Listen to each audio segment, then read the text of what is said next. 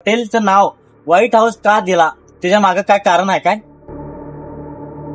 80% हे hotel business 5 वर्षानंतर non property कडे सर. तर त्याच्याबद्दल तुम्ही काय सांगता? असं नाही की कोणीतरी मला शेप मिळतोय आणि मी चालू करतो. हॉटेल लाईन मध्ये सगळ्यात इम्पॉर्टंट आहे ते लोकेशन. अजिनोमोटो म्हणजे टेस्टिंग पावडर म्हटलं जातं. In the year 1907, when a Japanese chemist boiled down edible seaweed and reduced it to a white crystallized powder, this powder is called MSG. बाबा त्यांचा हेल्थच्या विषयी सुद्धा तुम्ही त्याचा विचार केला पाहिजे. हॉटेल लाईन हा जो आहे हा थोडासा स्ट्रगलिंग बिझनेस आहे. हॉटेल बिझनेस मध्ये सर्व्हिस ही किती इम्पॉर्टंट आहे? सगळ्यात महत्वाची. आता असं नाही की आता आलं बाबा गल्ल्यात आलं पैसे गोळा केलो आणि उडवलो. Hello everyone, welcome to the first episode of our series the Nippani speaks. तर आजचे आमचे गेस्ट आहेत आपल्या निप्पाणी भागातील प्रसिद्ध असलेले हॉटेल दी व्हाईट हाऊस यांचे ओनर मिस्टर अनिल सांडगे सर आणि अमय सांडगे सर. स्वागत आहे आमच्या नवीन ब्रॉडकास्ट मध्ये. आजचे आमचे गेस्ट आहेत मिस्टर अमय सांडगे सर. तर वेलकम सर. वेलकम तुम्हाला आणि तुमच्या टीमला पुऱ्या निप्पाणीकर झोनच्या. Thank you sir. बसा तर welcome to our show sir. तर पहिला प्रश्न विचारायला चालू करूया आम्ही. सुरुवातच करूया आजच्या आमच्या ब्रॉडकास्ट मध्ये. वेळ काढून आता आला तुम्ही, त्यासाठी धन्यवाद. तर चालते काय. तर पहिला प्रश्न आमचा हे आहे की तुमचं थोडं बॅकग्राऊंड सांगा, कुठं शिकला तुम्ही? तसं मग माझं शिक्षण 12th पर्यंत निप्पाणीमध्ये झालेलं आहे. सो 1st to 10th मी केली सीबीएसई मध्ये केलो आपल्या इकडं. मग त्याच्यानंतर मग मी 11th and 12th independent PU पर्यंत केली, इंडिपेंडेंट पीयू मध्ये केलो. त्याच्यानंतर मग मी त्याच्या 5 वर्ष integrated BBA MBA program OP Jindal global university Sonipat इथून केलो. मग तसं आहे माझं. सर हे हॉटेलचं नाव व्हाईट हाऊस का दिला, त्याच्या मागे काय कारण आहे काय? आता ऍज सच ज्यावेळी आम्ही आमचं हे हॉटेलचं प्लॅनिंग होत होतं ना, प्लॅनिंग स्टेजेस मध्ये होतं, त्यावेळी हे जागावर मतलब आम्ही ऑब्व्हियसली डिसाइडेड होतं की आता एक स्ट्रक्चर ज्यावेळी बनवू या जागेवर आम्हाला हे पाहिजे होतं की आम्ही एक कॉलोनियल स्ट्रक्चर. सो त्या टाईप मध्ये आम्हाला हे बिल्डिंग करायचं आमचं एम होतं. आणि ज्यावेळी हे स्ट्रक्चर बनवलं त्याच्यानंतर ज्यावेळी आम्ही पेंटिंगचं वगैरे काम चालू केलं ना, त्यावेळी सो लाईक बेस मध्ये आम्ही व्हाईट प्रिंट केलो आणि obviously with the brown tiles. मग त्याच्याप्रमाणे काय झालं की असं लोकांचं म्हणायला लागली काय तर व्हाईट कलरचं बिल्डिंग होत आहे. मग त्याच्यामुळे आम्ही असं व्हाईट हाऊस असं नाव असं आम्ही ऍज अ प्लॅन केलो. आणि easy to click and something nice. Sir White House म्हटलं असं की ते वॉशिंग्टन अमेरिका मधलं व्हाईट हाऊस आठवण येते. हे व्हाईट हाऊस आपलं निप्पाणीतलं. मनात कसं आलं हे बिझनेस, हॉटेलचा बिझनेस सुरुवात करायचा आहे म्हणून? ओके, सो कसं आहे तुम्हाला माहिती आहे ना, हे मतलब माझे पप्पा ह्यांनी मेन हे हॉटेल चालवतात, अनिल सांडगे यांनी. सो ह्यांचं लहान असल्यापासून यांना कसं होतं, यांना कुकिंगचं खूप पॅशन होतं. हा, की लाईक लोक वेगळं वेगळं जेवण बनवायचं आणि लोकांना सर्व्ह करायचं. मग त्याच्यामुळे एक हॉटेल चालू करण्याच्या मागं ना ऑलवेज पैशाचं कारण नसतं. एक असते लोकांची, एक माणूस असते ज्याला एक फूड बनवणं आणि लोकांना सर्व्ह करणं आणि वेगळ्या वेगळ्या लोकांबरोबर इंटरॅक्ट करणं, हे त्यांचं एम होतं. सो लाईक ज्यावेळी त्यांना असं सगळं टाइम सगळं सिच्युएशन एकत्र आलं, सो त्यांनी त्यांच्या ड्रीमला परस्यू करून हे हॉटेलचं असं सुरुवात केली. आमच्यासोबत आहेत मिस्टर अनिल सांडगे सर. तर स्वागत आहे आपल्या शोमध्ये sir. Thank you so much sir की वेळात वेळ काढून आपल्या या प्रोग्रामला आलो. प्युअर व्हेज हॉटेल आहे व्हाईट हाऊस सर. ओके. तर नॉनव्हेज पण असू शकलं असतं. मागं स्ट्रॅटेजी काय आहे, कारण काय ट्रॅव्हलर्सला काय तरी? एक तर पहिलं काय की आता मोस्टली म्हणजे ट्रॅव्हलर नॉनव्हेज खाणं हा थोडासा अवॉइड करतात की इनडायजेशन हा प्रॉब्लेम येऊ शकतो. आणि दुसरी गोष्ट कसं असतं की आम्ही स्वतः प्युअर व्हेजिटेरियन असल्यामुळे मग त्यामध्ये कसं होतं की आपल्याला इथं, आणि दुसरी गोष्ट काय येते, ती जैन मंदिर आहे बाजूलाच. जैन मंदिर आहे आणि त्यामध्ये कसं आहे की बऱ्याच लोकांना असं होतं की नॉनव्हेज हॉटेल खूप आहेत, पण बरीच लोक व्हेज हॉटेल मिळणं खूप म्हणजे प्युअर व्हेज. आता व्हेज नॉनव्हेज ह्या दोन्ही याच्यामध्ये येतं. मग आम्ही विषय काय काढला की आपल्याला बाबा नॉनव्हेज तर करायचं नाहीये, म्हणून आम्ही त्या ठिकाणी व्हेज हॉटेल स्टार्ट केलं. आमच्या निप्पाणीकरांनी सांगा थोडं, इथनं आपल्या निप्पाणीचा व्ह्यू कसं दिसते ते जरा सांगाय. अरे निप्पाणीचा व्ह्यू सर एकदम मतलब इथं सुंदर दिसते. पाठीमागचे तुमचे इथे हिल्स दिसतात, त्याच्यावर विंडमिल्स आहेत आणि तिथून इथं आम्ही हे सगळं आमचं कोकोनट ट्रीज अराउंड 150 लावलेलं आहे. आणि मग त्याच्या पाठीमागे तुम्ही असं बघितलं ना की तिथं खाली शेत आणि पूर्ण एक निप्पाणीचं खूप चांगलं व्ह्यू दिसते. आणि निपाणीतून तुम्ही हे जागा बघू शकता. केलं. नवीन आता कोणतरी बिझनेस काढत असते ओके. मग त्यांना तुम्ही काय मेसेज देता की असं ट्रेनिंग कशा प्रकारे द्यायला पाहिजे आमच्या शेफला? हा, आता हॉटेल लाईन हा जो आहे हा थोडासा स्ट्रगलिंग बिझनेस आहे. यामध्ये कसं आहे की कॉम्पिटिशन खूप आहे आणि प्रत्येक आता हॉटेल बरीच ओपनिंग होतात. प्रत्येक ठिकाणी आता नवीन नवीन हॉटेल ओपन होतात. बऱ्याच ठिकाणी काही लोक हॉटेल स्टार्ट करतात, त्यानंतर 6 महिन्यानंतर ते क्लोज होतं. पण हॉटेल चालू करायचं झालं तर एक आपली तयारी पाहिजे की तो स्वतः त्यामधला पॅशन पाहिजे. पॅशन पाहिजे आणि स्वतः त्यातलं नॉलेज पाहिजे. पाहिजे. ऑलमोस्ट तुम्हाला एक 40 to 50% त्या लाईन मधलं नॉलेज पाहिजे. इव्हन मॅनेजमेंट असू दे, इव्हन आत किचन मधले असू दे, किंवा तुम्ही जे बनवता त्यामधलं, म्हणजे आपल्याला एक 40 to 50% त्यामधलं नॉलेज पाहिजे. असं नाही की कोणीतरी मला शेफ मिळतोय आणि मी चालू करतो, करेक्ट.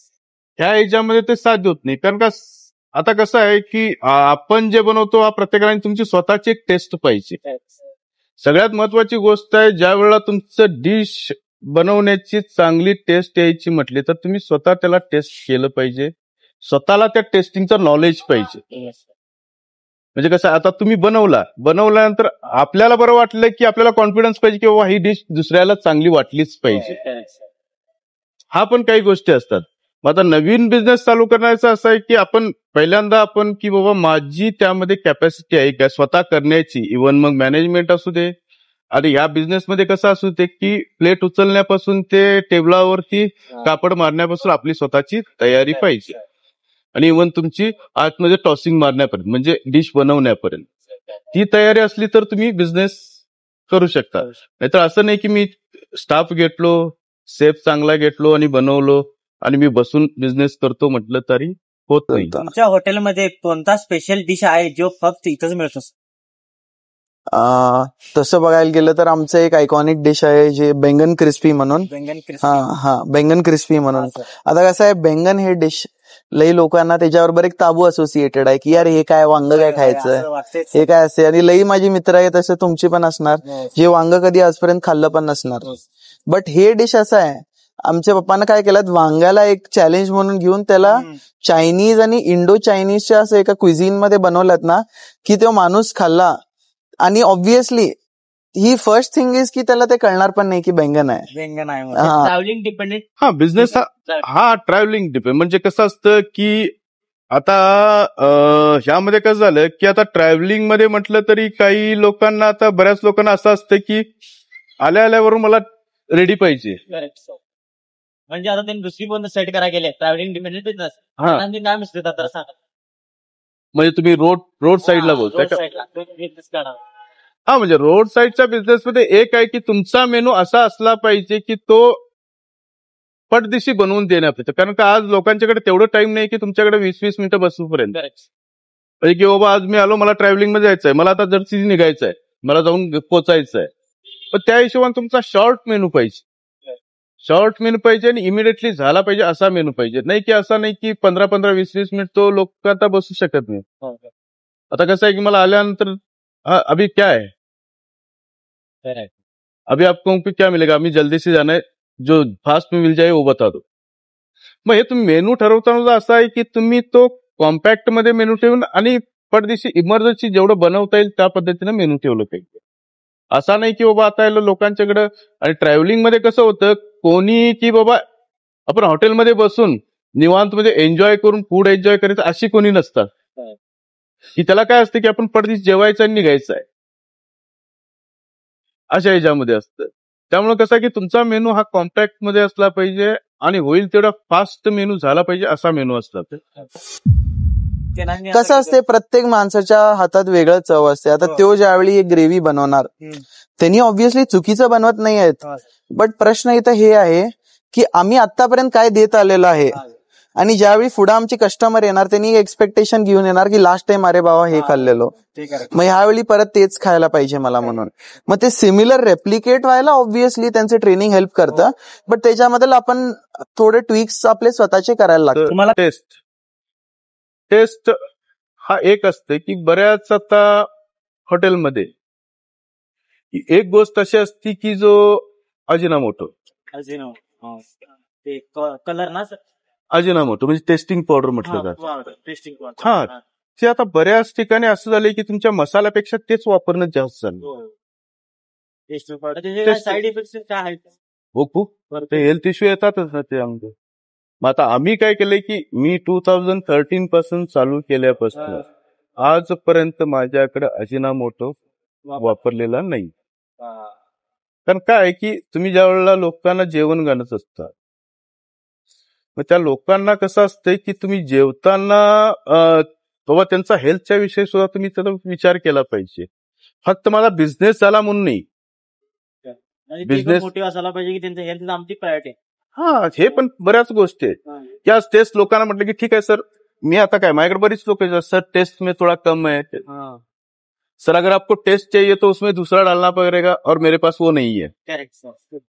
म्हणजे कसं आहे, तुम्हाला टेस्ट वाढवायचं झालं तर त्या गोष्टी होऊ शकतात. तुम्हाला मसालामध्ये तुम्ही करू शकता.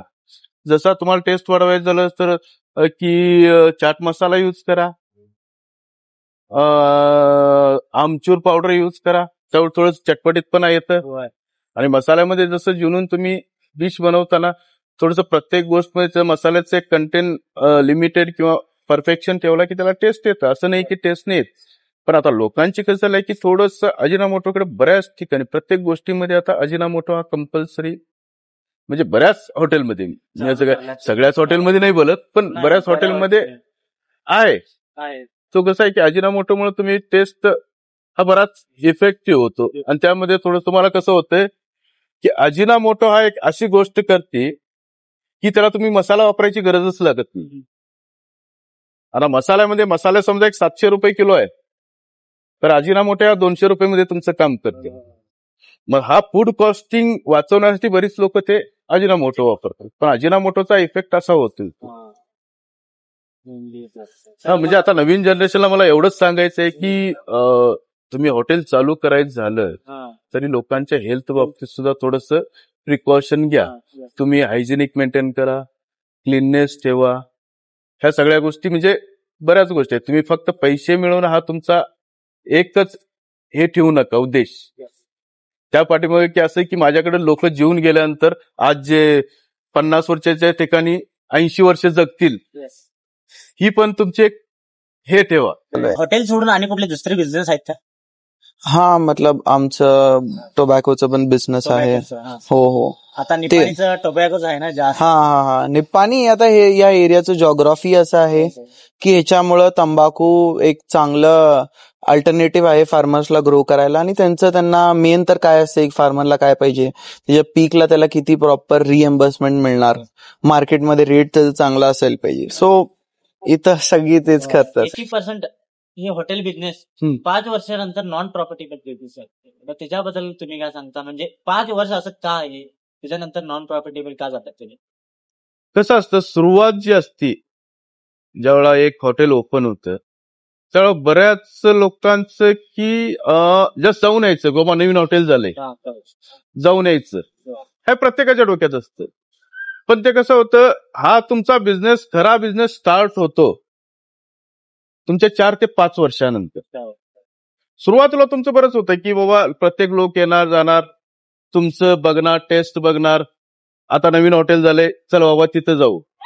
तर या गोष्टी असतात, त्या गोष्टीमध्ये प्रत्येकाला एक नवीन गोष्टीचं एक अनुभव करायची एक इच्छा असती. आता हे झालंय बाबा तिथं जाऊया आपण बाबा नवीन हॉटेल झालंय काहीतरी बघूया. मग ह्यामध्ये कसं असते, तुम्हाला थोडासा बिझनेस होतो त्यावेळेला, म्हणजे जे स्टार्टिंग असतं ते. आणि त्याच्यानंतर तुमचा ऍक्च्युअली खरा बिझनेस स्टार्ट होतो 4 ते 5 वर्षानंतर. पण तुम्ही 4 ते 5 वर्ष झाल्यानंतर बिझनेस टिकून राहणं हे सगळ्यात महत्वाचं. असं नाही की बाबा माझं 5 वर्षानंतर मी आता थोडंसं लॉसमध्ये येत चाललोय. पण आपण ते काही गोष्टी अशा असतात की तुम्हाला इंतजार का फल मीठा होता है, तर त्या पद्धतीने थोडं तुम्हाला ते स्ट्रगल केल्यानंतर थोड्या दिवसांनी तुम्हाला त्याचा हे होईल, पण त्याला वेळ लागतो. आता कसं असते, कुठलीही गोष्ट जर करता आपण एखाद शेतामध्ये एखादं दाणं घालायचं झाला तर ते पूर्ण उगवून येऊन त्यामध्ये त्याला दाणं लागायला वेळ लागतं. असं नाही की आज घातलं आणि दुसऱ्या दिवशी उगवलं. आता जोपर्यंत ते उगवणार तोपर्यंत त्याला 4 महिने जातील, 5 महिने जातील किंवा 6 महिने जातील, पण ते पूर्ण पक्व झाल्यानंतर ते आपल्याला खरा त्यातला हे समजणार आहे. लास्टला म्हणजे सबर का फल पिठा होत आहे असं. हा, सबर का फल. कारण काय, प्रत्येक गोष्टीला तुमचं वेळ लागतं वेळ. आणि जे फास्ट क्लिक होतं त्याला फास्ट एंड सुद्धा असतं. जे स्लो क्लिक होत जातं ना ते थोडस टिकाऊपणा असतं. म्हणजे घर बनवताना आता तुम्ही प्रत्येक गोष्ट बनवता, फास्ट बनवणं हा टिकाऊपणा नसते. ज्यावेळेला मी घर बांधताना त्याला फाउंडेशन घातलं, त्याला परत वर त्याला पाणी मारून त्याला म्हणजे स्ट्रेंथनेस सुद्धा पाहिजे. मग तुम्ही 5 वर्षात ज्यावेळेला स्ट्रगल करत असता त्यावेळेला तुम्हाला ऑलरेडी त्याला स्ट्रगल मध्ये तुम्हाला सगळ्या गोष्टी माहिती होतात की आपण लॉस मध्ये गेल्यानंतर काय होतं आणि प्रॉफिट मध्ये गेल्यानंतर काय होतं. एक असते बिगिनर्स लक.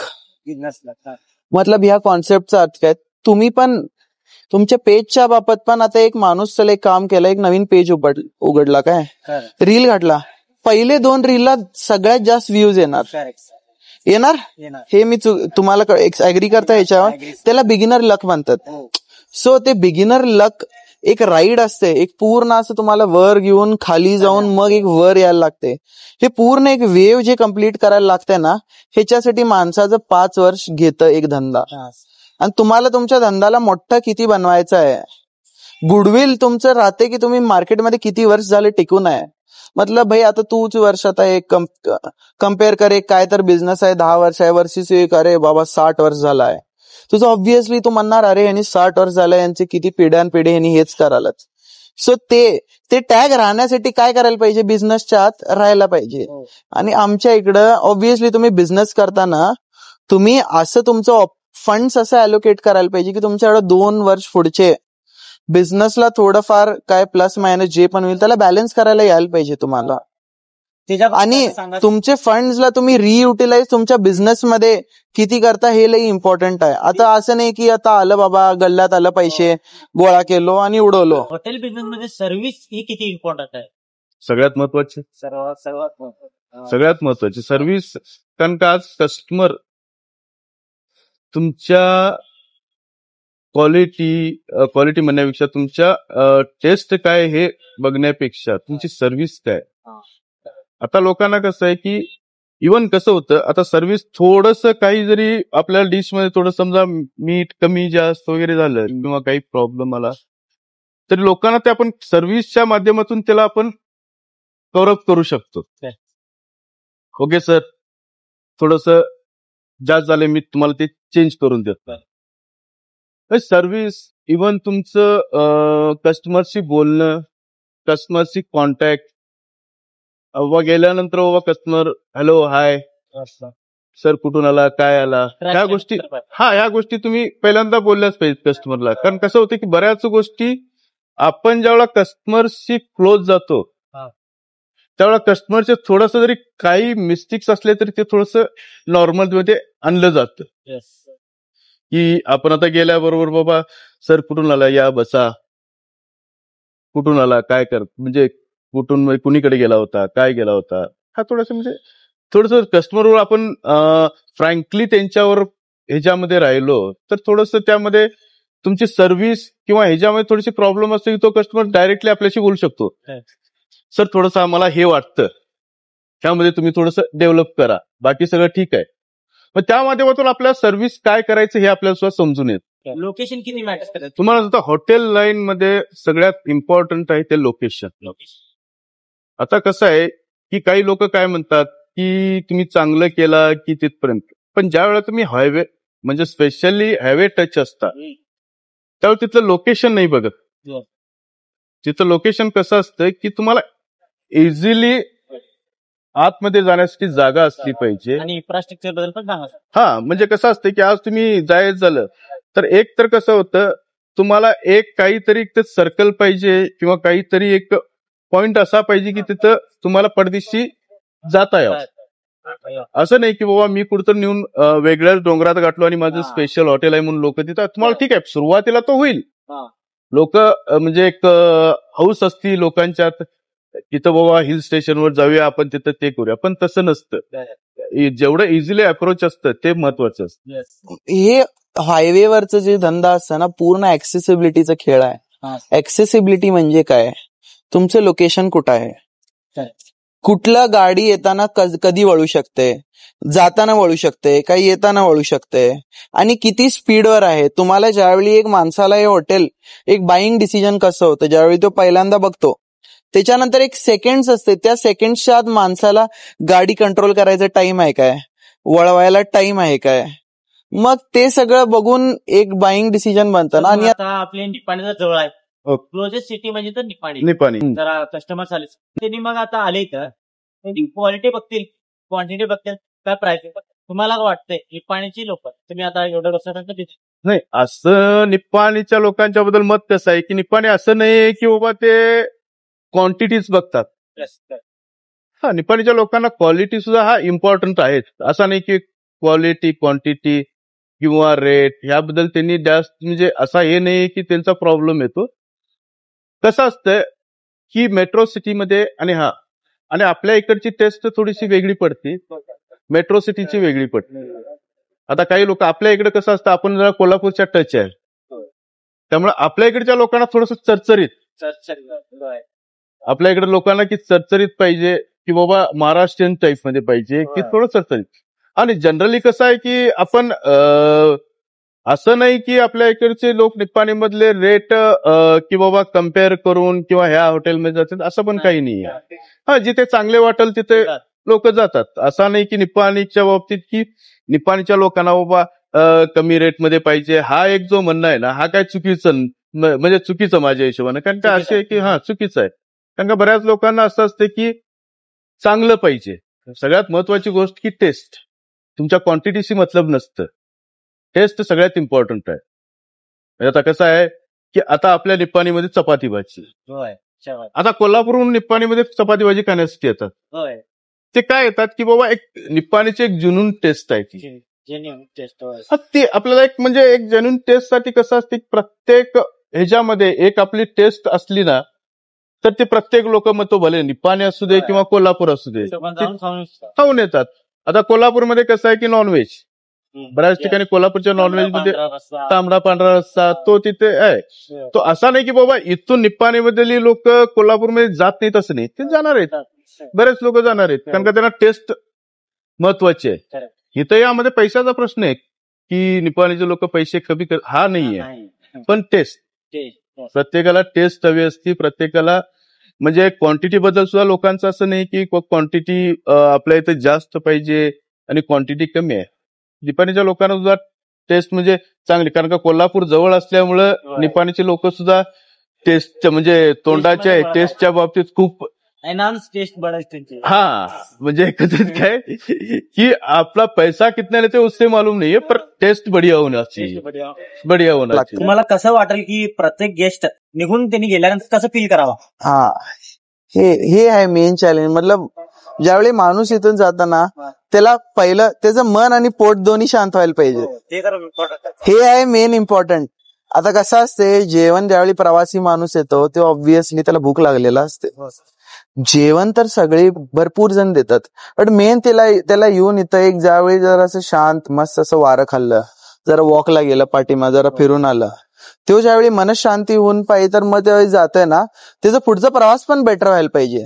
हे आमचं एम आहे. असं नाही की जेवण दिलं, क्विक माय दिलं आणि त्याच्यानंतर त्याला त्रास व्हावा नाही. तो आठवण ठेवायला पाहिजे की अरे हा बाबा इथं माझं एक फिक्स रेस्ट आहे, मी इथं आलतो निवांत, माझं मन शांत झालं, गेलो पुढं. आम्ही तुमचं मेन्यू बघितलं, ते अफोर्डेबल पण आहे. मग तसं तुम्ही कसं मॅनेज करता ते अफोर्डेबल आणि प्राइस सेगमेंट पण? आता व्हेजिटेबलचा फ्रेश पाहिजे, आता फिल सेक्शन आहे, होय होय होय, फ्रेशच पाहिजे. तसं मग तुम्ही मेन्यूला प्राइस सेगमेंट मध्ये कसं मॅनेज करता? मेन आता त्याच्याबद्दल काय आहे की तुमचं लॉजिस्टिक सप्लाय चेन ते थोडंसं तगडा पाहिजे ऑब्व्हियसली. मतलब काय इथं सामान तुमचं सब्जी वगैरे यायला पाहिजे. आणि जेवढं फार आमचं शेत आहे त्याच्यामुळं आम्ही जेवढं फार आहे जिथं जिथं आपल्याला आम्ही काय तर आमची शेताचं स्वतःची वस्तू वापरू शकतो ते पण वापरतो. आणि पुढं आमचं असं हे एम आहे की आम्ही probably organic farming, fresh vegetables, direct farm to fork, from the farm to तुमच्या काट्याच्या चम्मचला, हे डायरेक्ट आम्ही या मॉडेलमध्ये आणि अडॉप्ट करायचं, हे आमचं फ्युचरचं एम आहे. जे तुम्हाला गॅरंटी राहील की तुम्हाला टेस्ट पण मिळणार, क्वालिटीचं तर नो डाऊट, बिकॉज ते तुमच्या डायरेक्ट फ्रेश फार्म मधून येत आहे. आणि हे सगळं करून एक डिसेंट, आता मेन बिझनेसचे एम काय असते की पैसे थोडंफार ऑब्व्हियसली कमवायचं, मग ते सगळं मॅनेज करून आपले स्टाफचे त्यांचे रिक्वायरमेंट्स देऊन मेंटेनन्स, जे एक जागा मेन काय आहे, लोक आता हे जागा पुढं कॉन्स्टंटली युज व्हावं, मग त्याच्यासाठी जे बेसिक मेंटेनन्स ते सगळं करून जे उरते थोडंफार तेच बिझनेस आमचं. असं आहे बघ, तेवढं पीक फोर्क हे शब्द काढ, हा. शेतात ना तुझ्या बोटापर्यंत, बोटावर शेतात ना बोटापर्यंत, हे आहे सिम्पल आमचं मोठं. फोर्कला काढ, फॅन्सी टर्मला गायब. हा, कोण पण या शेतात ना तुमच्या बोटापर्यंत पोहोचूपर्यंत हे आमचं एम आहे. असं काय कोणासाठी काय नाही, सगळ्यांसाठी ओपन आहे. अरे मग आता मग क्रेविंग बद्दल काय सांगतो सर? आम्ही जे इथं आता पिठलं बनवतं आमच्या इथं, आता बऱ्याच लोकांचं पिठलं इथं आल्यानंतर मला लोक बरंच म्हणतात की पिठलं तुमचं छान होतं, मस्त ते चांगलं होतं. पण ही जी बनवलेली ही पिठलं जे बनवणं हे मी माझ्या आईकडनं शिकलो. हे माझ्या आईकडनं शिकवलं.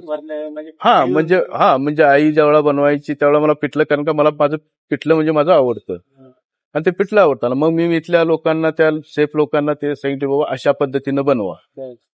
मग त्यांना ते प्रत्येक कस्टमरला ते देऊन त्यांना ते कस्टमरला मग ते येऊन बोलतात की सर तुमच्या इकडचं पिठलं खूपच छान आहे म्हणून.